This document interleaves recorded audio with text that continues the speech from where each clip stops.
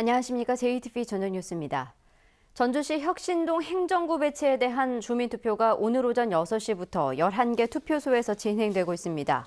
투표권자는 혁신도시에 사는 만 19세 이상 전주시민 11,700명으로 밤 8시에 투표가 마감됩니다.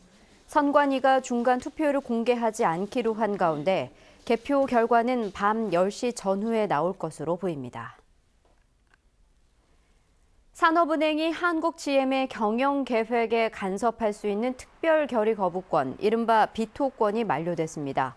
산업은행은 지난 15년 동안 철수를 비롯해 한국GM의 독단적인 경영을 견제해온 비토권을 행사할 수 없게 됐다고 밝혀 군산 공장을 포함한 국내 공장 근로자들의 우려가 커질 것으로 보입니다.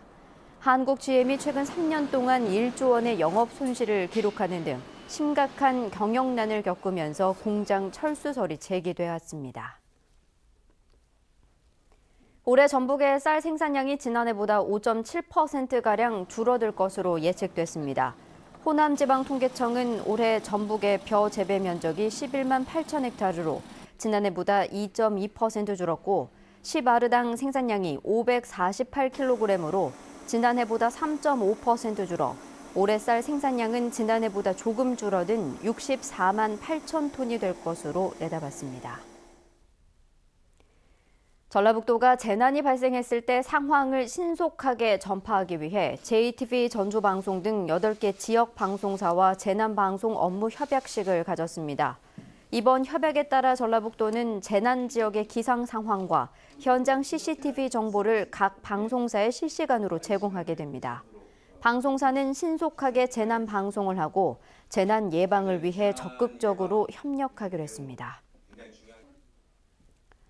지난달 28일부터 나흘간 임실에서 열린 제55회 소충사선 문화제에서 입상한 사선녀 수상자들이 JTV 전주방송을 방문했습니다. 이들은 앞으로 소충사선 문화제 홍보사절단으로 전국 각지를 돌며 소충사선 문화제와 임실을 널리 알리는 역할을 하게 됩니다.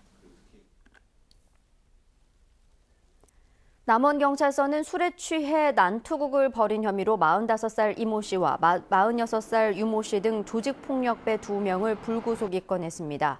이 씨는 지난달 1일 새벽 3시 10분쯤 남원시 도통동의 한 주점에 찾아가 술을 마시던 유 씨를 양주병으로 때렸고 화가 난 유 씨가 이 씨를 바닥으로 민 뒤 귀를 물어뜯은 것으로 알려졌습니다. 난투극을 벌이는 과정에서 이 씨는 흉기를 휘두르기도 했습니다. 경찰은 서로 중학교 때부터 알고 지냈는데 다른 조직 소속인 유 씨가 자신을 무시했다는 이유로 이 씨가 술병을 휘둘렀다고 밝혔습니다. 전북은 오늘 전주 22.2도 등 20도에서 24도에 머물렀습니다. 내일은 대체로 흐리겠고 아침 최저 기온은 8도에서 13도, 낮 최고 기온은 16도에서 20도가 예상됩니다. 미세먼지 농도는 보통 수준을 보이겠습니다. 전주기상지청은 목요일까지 구름 많은 날씨가 이어지다가 대체로 맑은 날씨가 이어질 것으로 내다봤습니다. JTV 8시 뉴스 예고입니다. 전주시 혁신동에 행정구를 배치하기 위한 주민투표가 오늘 11개 투표소에서 일제히 진행됐습니다.